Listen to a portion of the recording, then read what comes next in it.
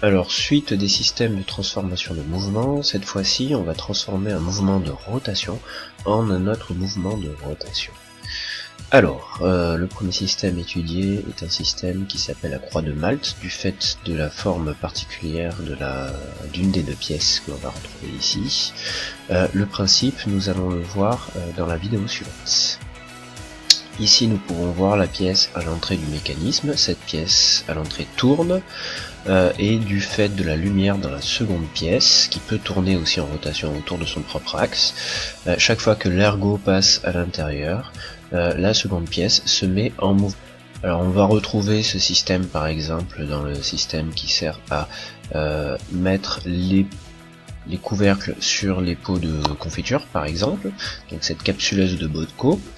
Alors au niveau des systèmes, bien entendu il s'agit d'un système non réversible car on ne peut pas inverser la sortie et l'entrée. Si on fait tourner la pièce jaune, elle commencera à faire tourner la pièce rouge, mais pendant uniquement un petit moment, donc on ne peut pas avoir un mécanisme basé sur l'entrée au niveau de la pièce jaune. Ensuite au niveau des rendements, on a un rendement moyen du fait qu'on ait quand même du frottement entre les deux pièces et du glissement notamment. Au niveau des mouvements, en entrée on a un mouvement de rotation continu, en sortie on a un mouvement de rotation discontinu.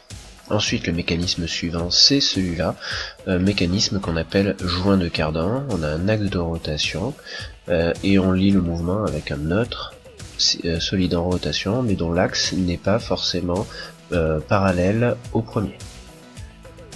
Si les deux axes sont alignés, bien entendu on aura exactement la même vitesse de rotation entre les deux solides comme on le voit sur la vidéo ici. Mais bien entendu, ça n'a aucun intérêt d'avoir les deux axes qui soient alignés.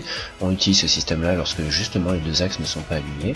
Et dans ce cas-là, si l'arbre A tourne à vitesse constante, on se rend compte que l'arbre B ne tourne pas à vitesse constante.